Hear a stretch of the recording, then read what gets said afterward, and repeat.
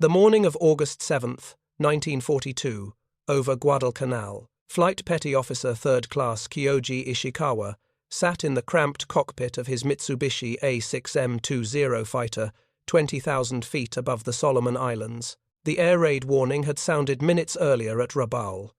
He and his squadron had scrambled in their newly delivered Zero fighters, climbing hard through scattered clouds toward the reported contact. Then he saw it. Emerging from a gap in the clouds, massive and improbable, was an aircraft unlike anything he had encountered in combat. 4 engines, metal skin, gleaming in the tropical sun. Enormous.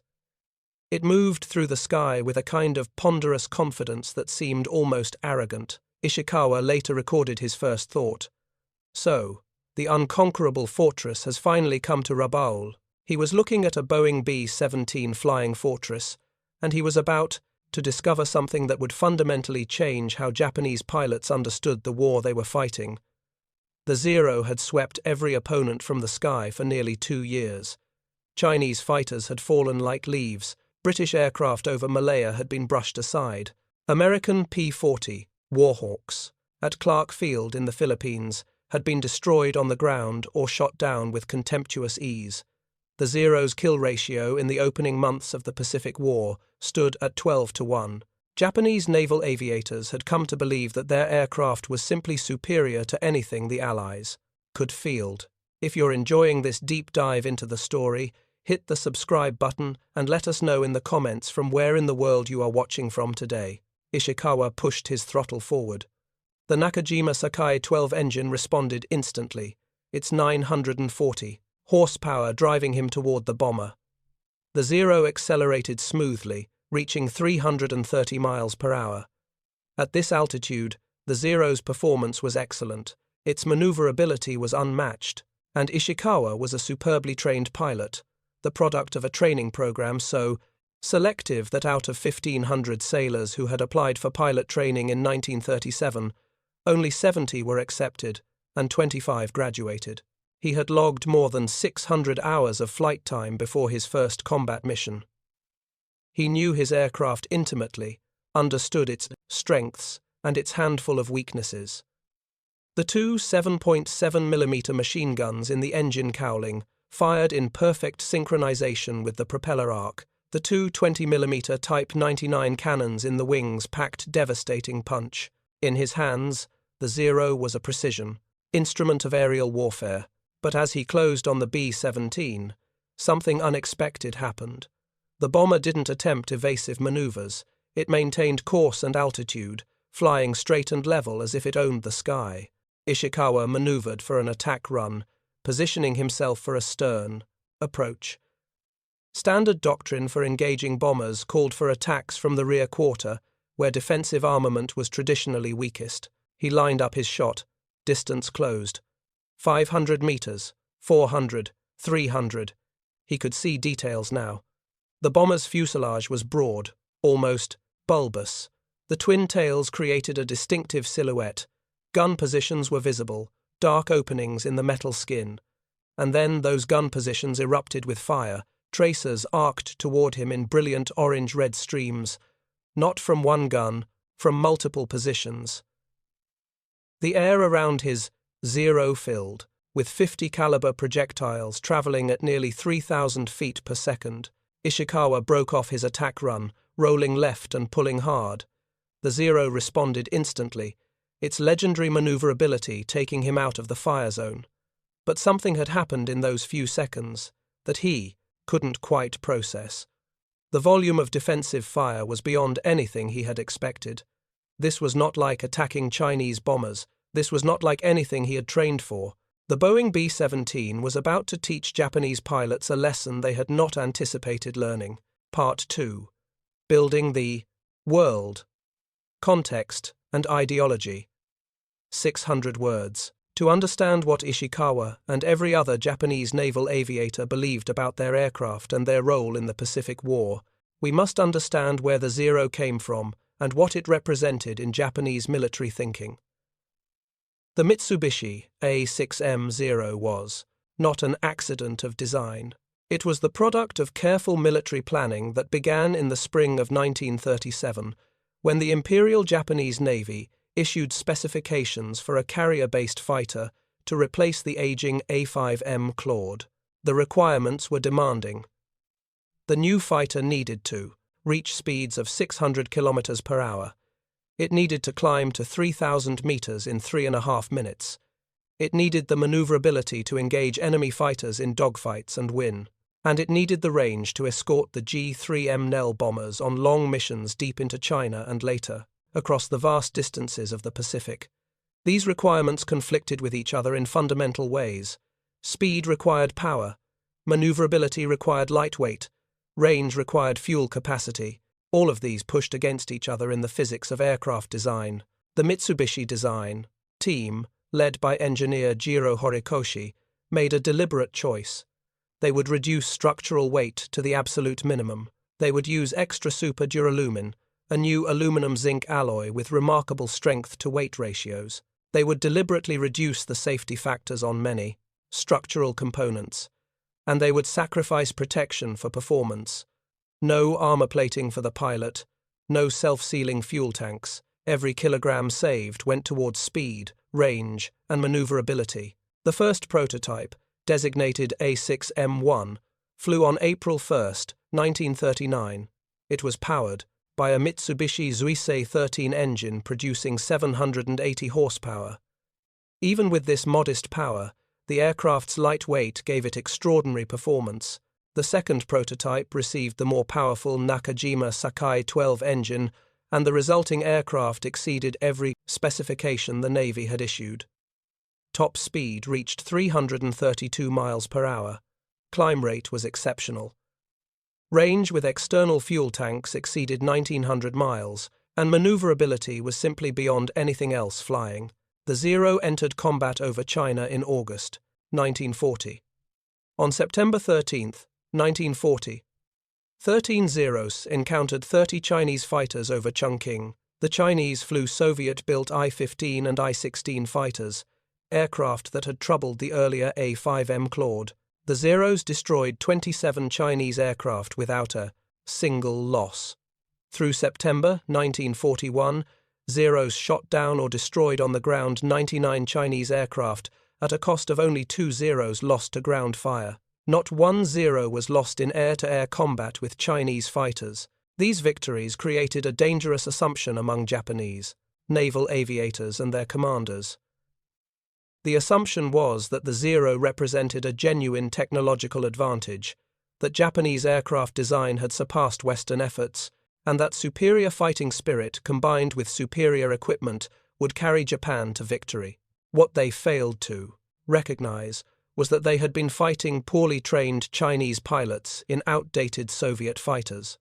The Zero was optimized for precisely this scenario: light, maneuverable, long-ranged, perfect for colonial warfare and suppressing resistance movements with limited anti-aircraft capability. By December 7, 1941, when 125 Zeros from 6 aircraft carriers participated in the attack on Pearl Harbor, Japanese naval aviators had come to believe certain truths about their aircraft. They believed the Zero could outturn any Allied fighter. They believed its range gave them strategic advantages their opponents could not match. They believed its combination of cannon and machine gun armament was devastating. And they believed that Allied aircraft, particularly American aircraft, were inferior in design and would fall easily to Japanese pilots flying Zeros. Every one of these beliefs was about to be tested against an opponent the Zero had never been designed to fight. Part 3. Building the World. Context and ideology continued. 600 words. The pilots who flew these Zeros into combat were products of the most selective and rigorous training program in naval aviation history. The Imperial Japanese Navy's pilot training program emphasized quality over quantity to an extreme degree. Selection criteria were so strict that in some years, no more than 100 pilot candidates were accepted from thousands of applicants. The competition was brutal by design. Candidates came from 2 primary sources. The pilot trainee system, called Soren, drew from sailors already serving in the fleet, Young men, aged 15 to 17 from civilian life, entered through the Flight Reserve enlisted trainee system, called Yokaren. Both programs subjected candidates to selection processes that bordered on sadistic.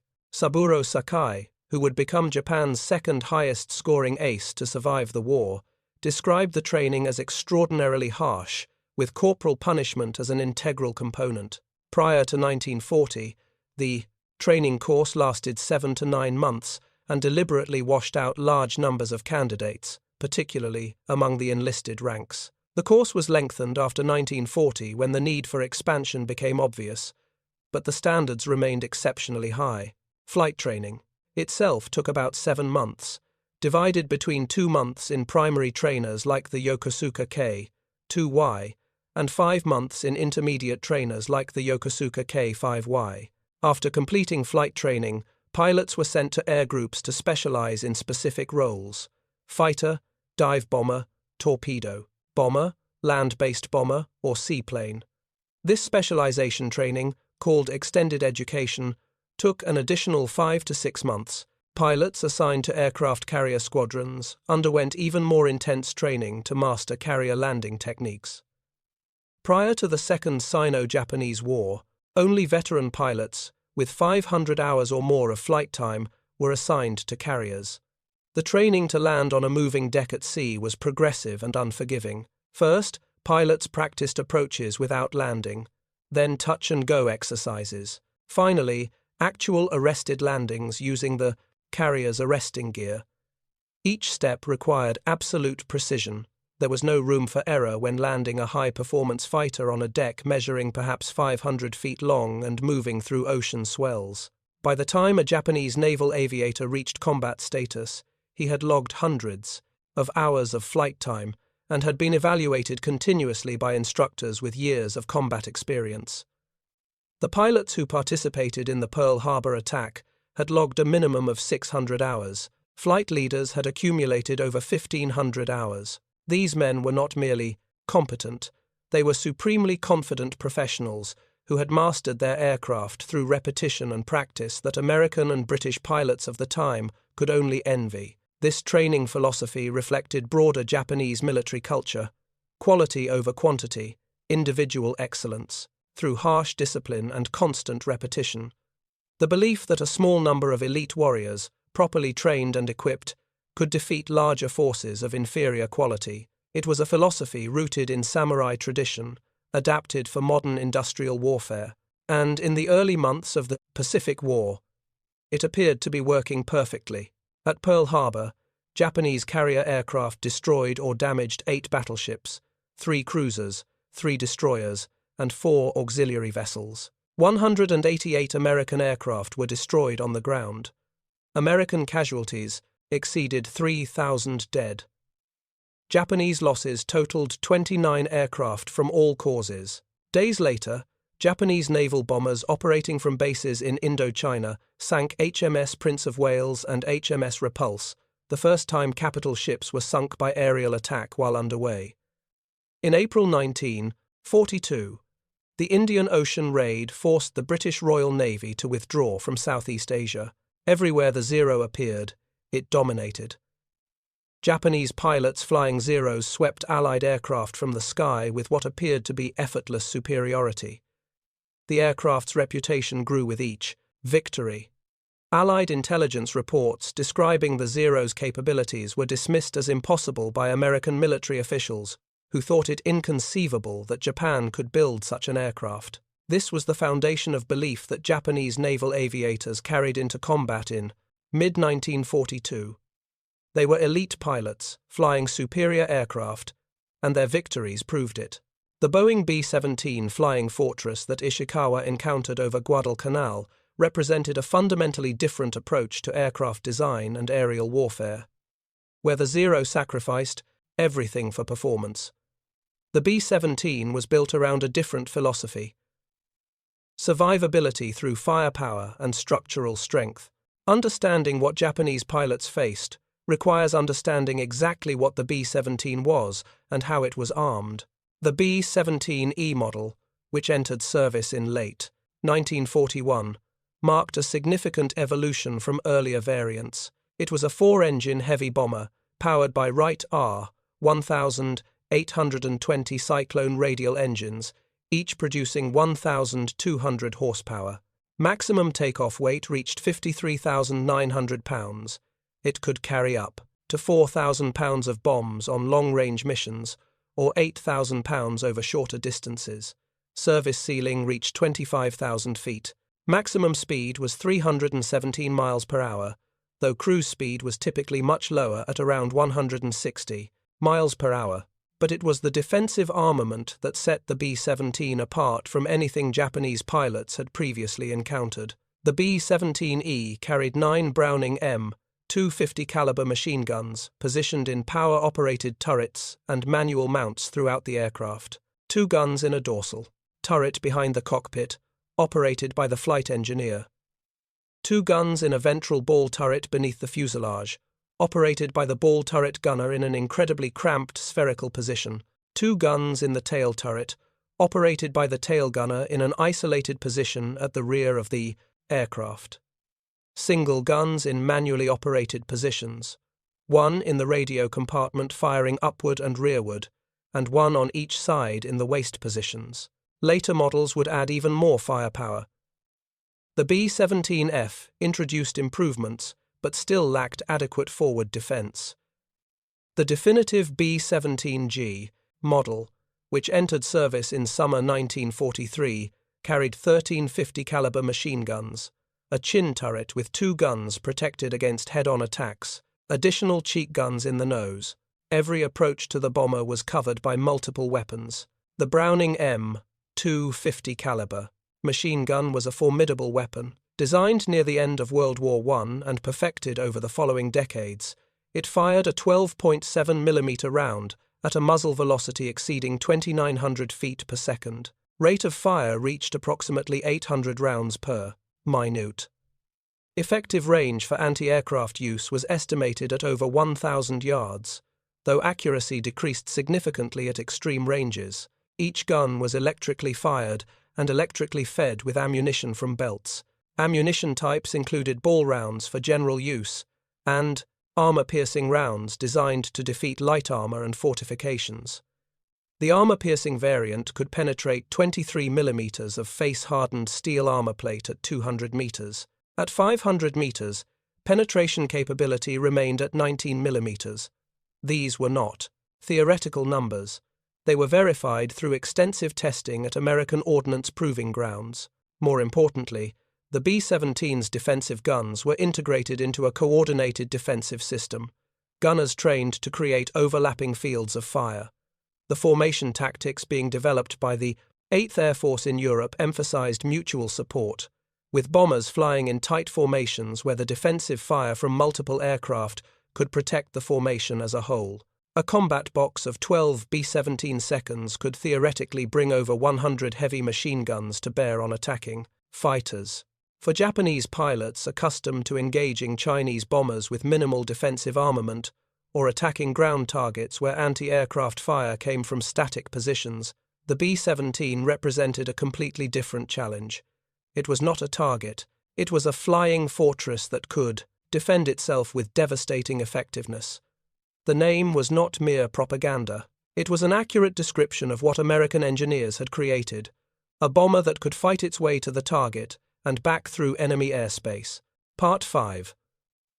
The first B-17 did not fall to Japanese land-based Zero fighters in the South Pacific until August 7, 1942, during a raid on Rabaul. For Japanese pilots who had grown accustomed to shooting down enemy aircraft with relative ease, the B-17 proved extraordinarily difficult to destroy.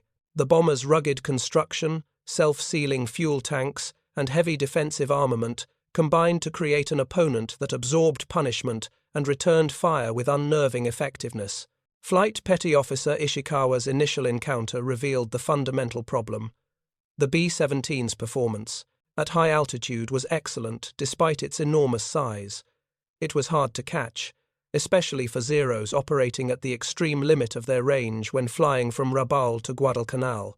Following the bomber required continuous high-power settings that consumed fuel at alarming rates, and, approaching close enough to use the Zero's weapons, meant entering a zone of defensive fire from multiple 50-caliber machine guns. Japanese pilots quickly recognized that the 20mm cannons in the Zero's wings, while powerful, had serious limitations when engaging B-17 seconds. The Type 99 cannons had relatively low muzzle velocity compared to the bomber's defensive guns. This made accurate shooting difficult, particularly when engaging a target at high closing speeds. The cannons carried only 60 rounds per gun in early models, later increased to 100 rounds. An inexperienced pilot could empty his cannon ammunition in just 2 bursts. Even experienced pilots like Saburo Sakai noted that the 20mm guns were big, heavy, and slow-firing, and that shooting down an enemy aircraft was like hitting a dragonfly with a rifle. The 7.7mm machine guns in the Zero's engine cowling were often ineffective against the B-17 structure. These light machine guns, license-built Vickers Type E weapons, could damage control surfaces and potentially wound crew members, but they struggled to inflict critical damage on the bomber's airframe or engines. American test pilots who later examined captured Zeros noted that the light machine guns appeared almost inadequate for combat against modern military aircraft. Meanwhile, the B-17's 50-caliber defensive guns posed a serious threat to the lightly built Zero. The Zero achieved its extraordinary performance by eliminating every unnecessary gram of weight. The aircraft had no armor protection for the pilot. The fuel tanks lacked self-sealing capability. A single 50-caliber round striking a fuel tank could cause a catastrophic fire. Rounds striking the engine could cause immediate mechanical failure. Rounds striking the pilot meant instant death or incapacitation. Japanese pilots began developing tactics specifically for engaging B-17 seconds. They would attempt to position themselves outside the effective range of the defensive guns, then make high-speed, slashing attacks, firing their weapons, and breaking away before the bomber gunners could track them effectively. Some pilots attempted head-on attacks, recognizing that early B-17 models had relatively weak forward armament. Others tried to attack from below, where the ventral ball turret had limited firing angles on some approach paths. But these tactics required exceptional skill, perfect timing, and often multiple attack runs to achieve a kill. A report from the 204th Kokutai noted the difficulties. On December 1, 1942, the unit engaged a lone B-17E. From the 11th Bombardment Group conducting a photographic mission over Bougainville, 3 Zero fighters intercepted the bomber at 1000 hours. The B-17 gunners claimed 2 fighters destroyed during the initial engagement. The bomber then headed toward the northern end of Choiseul Island, where it was intercepted by what the crew estimated was another flight of 6 Zeros. If you find this story engaging, please take a moment to subscribe and enable notifications. It helps us continue producing in-depth content like this. The Japanese fighters circled out of range, maneuvering for advantageous attack positions. Then 1 Zero suddenly lunged directly at the nose of the B-17. With a combined collision speed exceeding 400 knots, the Zero tore cleanly through the bomber's fuselage just behind the wings, severing it in 2. Both aircraft fell from the sky. The Zero pilot was killed instantly. All crew members of the B-17 perished. This engagement revealed the desperation of Japanese tactics when conventional attacks failed. Part 6. The Climax of Reality. The Turning Point. Continued. 600 words. The ramming attack that destroyed the B-17 over Choiseul Island in December 1942 was not an isolated incident of desperation. It was symptomatic of a larger problem that Japanese pilots were beginning to recognize but could not articulate publicly. The Zero, despite its legendary maneuverability and its early dominance, was not designed to fight American heavy bombers. And the gap between what the aircraft could do and what Japanese doctrine required it to do was widening with each encounter. Japanese naval aviation had entered the Pacific War with approximately 6,000 pilots, of whom about 900 were experts with extensive combat experience. This relatively small force was perfectly suited for delivering a knockout blow in a short war. The Pearl Harbor attack demonstrated their skill with stunning efficiency, but as the war continued through 1942 and into 1943, these veteran pilots were being lost to combat attrition at a rate the training system could not replace. The Battle of Midway in June 1942 was catastrophic. Japan lost 4 aircraft carriers and many of the superbly trained pilots who had executed the Pearl Harbor attack. The aerial fighting over Guadalcanal, from August 1942 through February 1943, consumed more veteran pilots. Flying from Rabaul to Guadalcanal pushed the Zero to the absolute limit of its operational range. Pilots arriving over the combat area had minimal fuel for maneuvering. If they were forced to engage in extended dogfights with American fighters, they often lacked sufficient fuel to return to base. Dozens of Zero pilots were lost, not to enemy fire but to fuel exhaustion, ditching in the ocean during the long flight back to Rabaul. The American fighters they encountered were evolving tactically.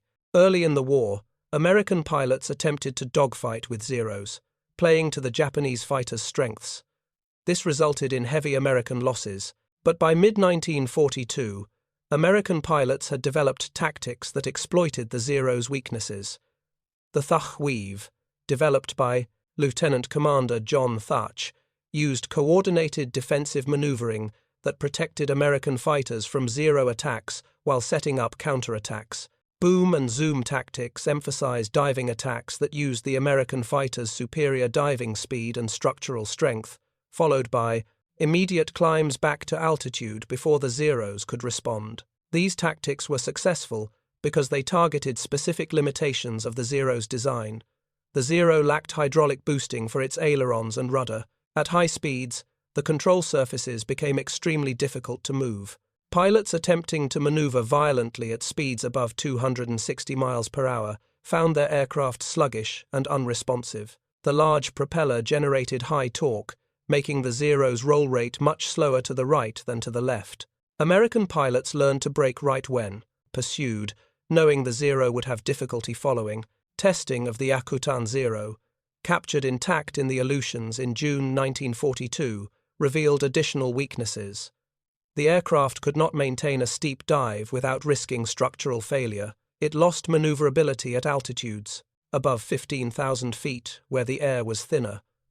The lack of armor protection and self-sealing fuel tanks meant that even a short burst of fire from American .50 caliber guns could be catastrophic.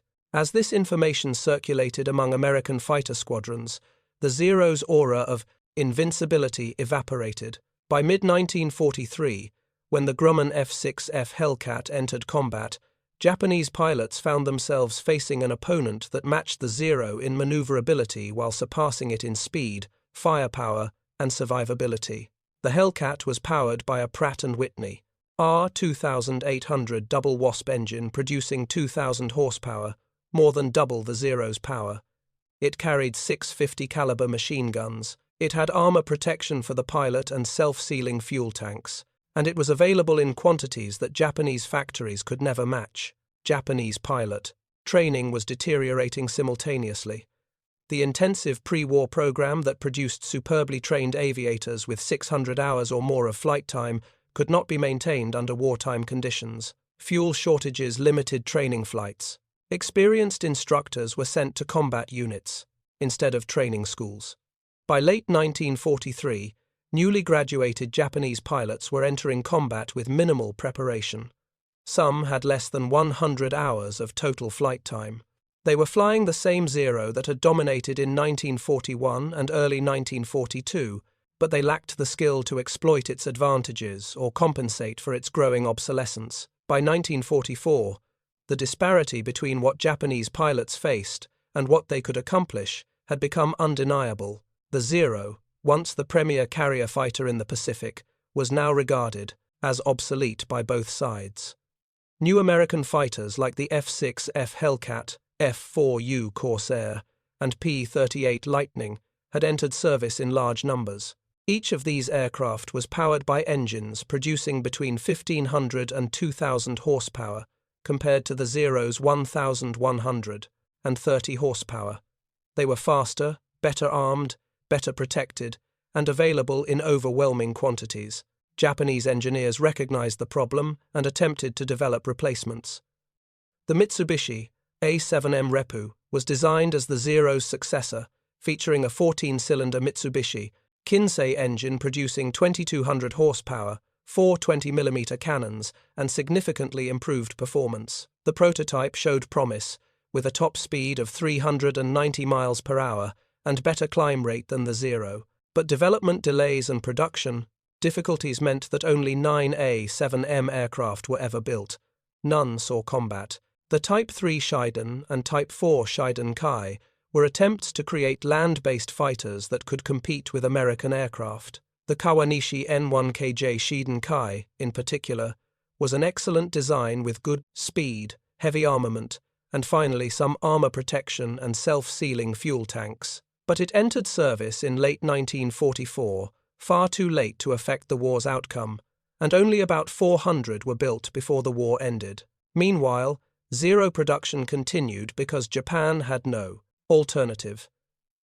The aircraft that had been cutting edge in 1940 was still being manufactured in 1945, with only minor improvements. The A6M5 variant had a slightly more powerful engine and could carry more ammunition for its cannons. The A6M6 attempted to add self-sealing fuel, tanks, and a water methanol injection system for emergency power boost, but the modifications were unreliable and few were produced. The A6M7, developed as a dedicated dive bomber variant, could carry a 500-kilogram bomb, but was primarily used for kamikaze attacks rather than conventional combat. The kamikaze campaign represented the ultimate admission that conventional aerial combat was no longer viable for Japanese forces.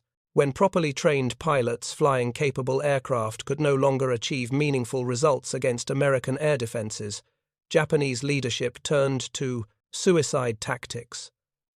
The Zero, once a symbol of Japanese technological achievement and pilot excellence, became a delivery vehicle for human bombs. Thousands of young pilots, many with minimal training, flew Zeros loaded with explosives into American ships during the battles of the Philippines, Iwo Jima, and Okinawa. For the surviving veteran pilots who had flown Zeros since the early days of the war, the transformation was psychologically devastating. They had begun the war as elite warriors flying superior aircraft. They had swept Allied opposition from the sky with apparent ease. They had believed in Japanese technological prowess and in the superiority that their intensive training had given them. Now they watched as poorly trained replacements flew the same aircraft to certain death, achieving tactical results through mass sacrifice rather than skill. Saburo Sakai, who survived the war as Japan's second highest-scoring ace, later described the deterioration of pilot training with bitter clarity. In 1943, when he was assigned to train new pilots, he found the students arrogant and unskilled, often outranking the veteran instructors despite their lack of experience. The training program had been accelerated and simplified. "We were told to rush men through," Sakai recalled, "to forget the fine points, just teach them how to fly and shoot." The results were predictable. Many new pilots crashed during training. Those who survived to reach combat, units were wholly unprepared for what they faced. Hardly a day passed when fire engines and ambulances did not race down the runways, sirens shrieking, to dig one or more pilots out of the plane they had wrecked on a clumsy takeoff or landing. Part 8. Aftermath and legacy continued. 600 words. The industrial disparity that doomed Japanese aviation was staggering in its magnitude. While Japan struggled to maintain aircraft production under increasingly difficult circumstances, American factories were producing aircraft at rates that would have seemed impossible in peacetime. The numbers tell a story of overwhelming material advantage that no amount of skill or fighting spirit could overcome. Total Zero production from 1936 through 1945 reached approximately 10,939 aircraft. Mitsubishi built 3,879.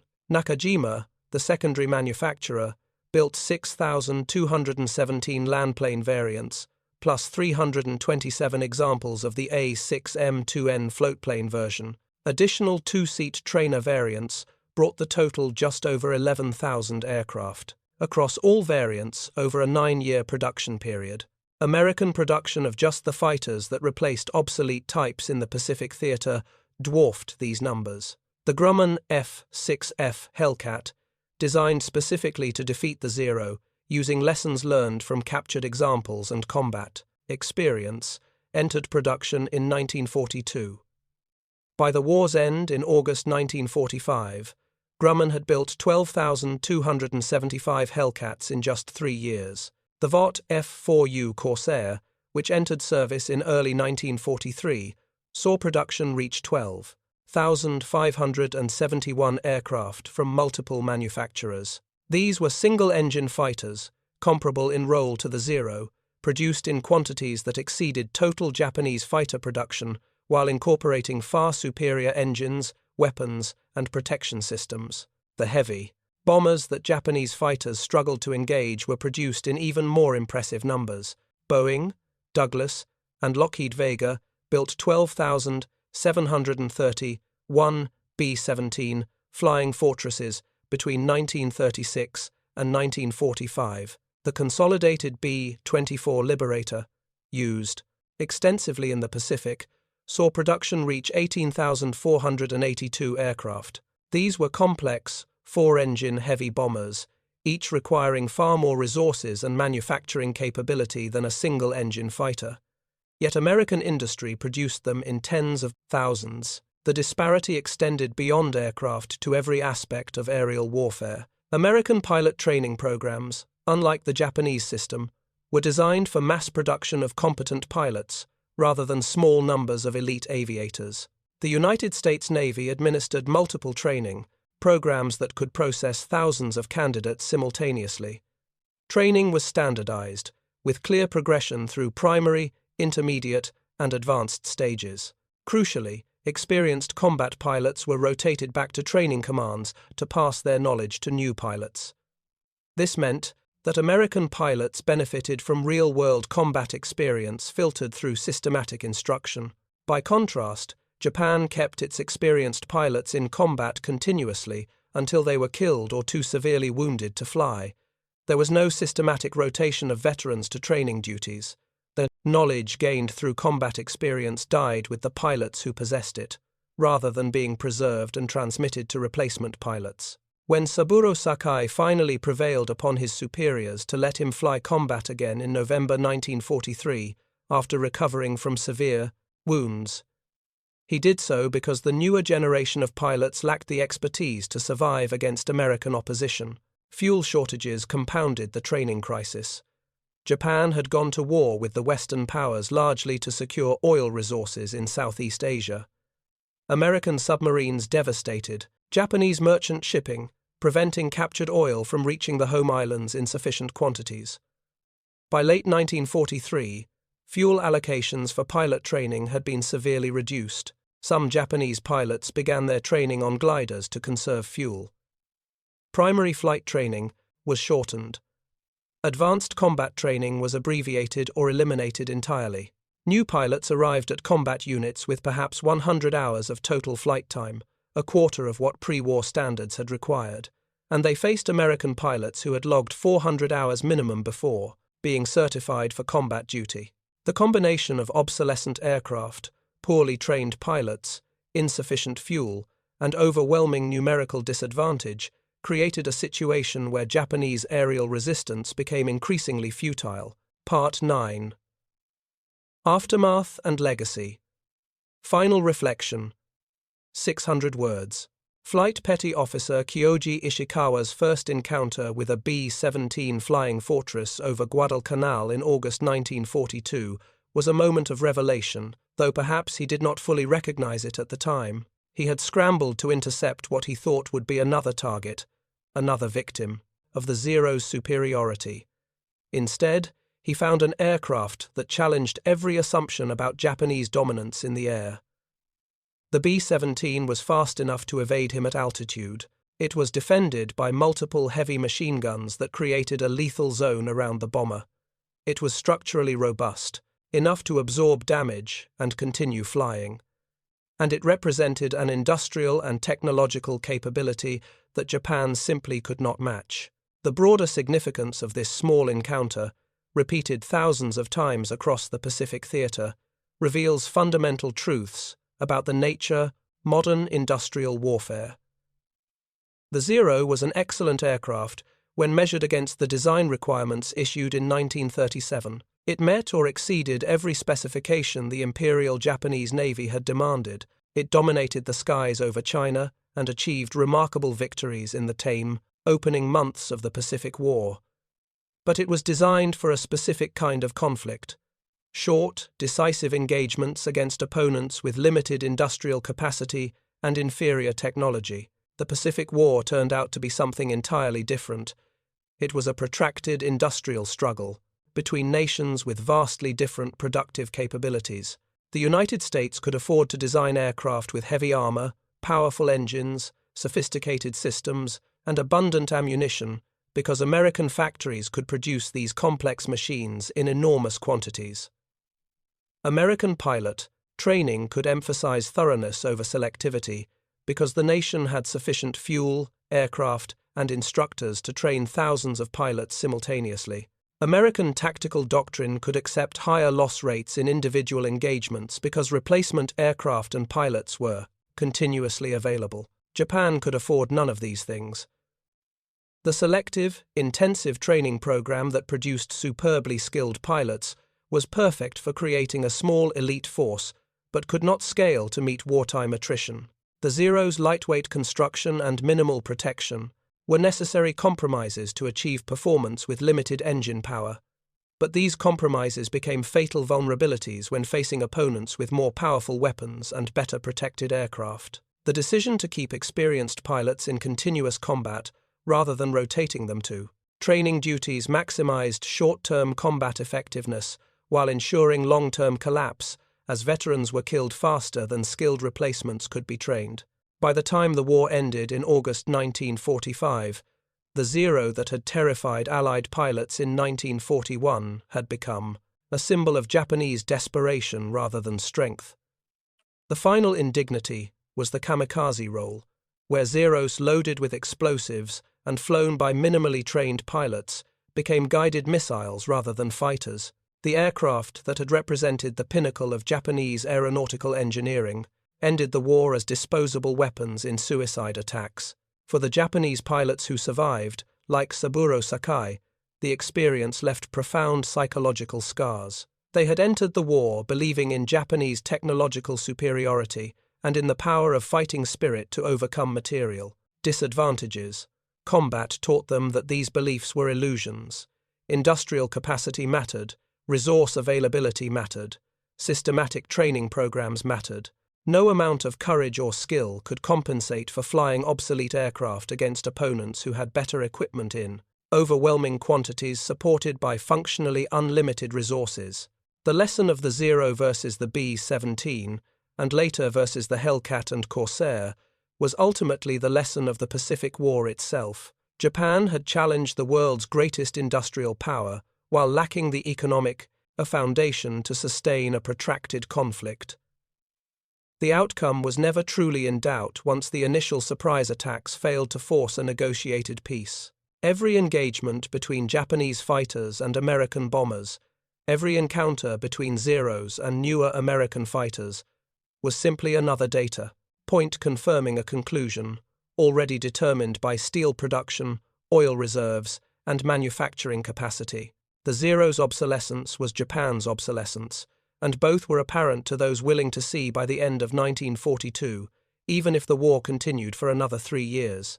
Thank you for watching. For more detailed historical breakdowns, check out the other videos on your screen now, and don't forget to subscribe.